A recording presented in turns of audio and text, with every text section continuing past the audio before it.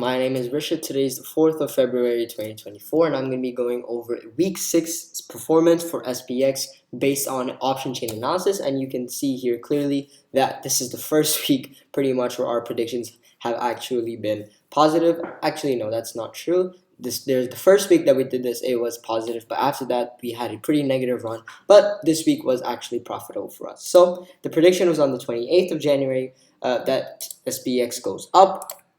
And we can see that the week opened at 4,892.95 and closed at 4,958.62. Clearly, and our weekly PNL from this was 65.67 US dollars, and in percent, that's 1.34%.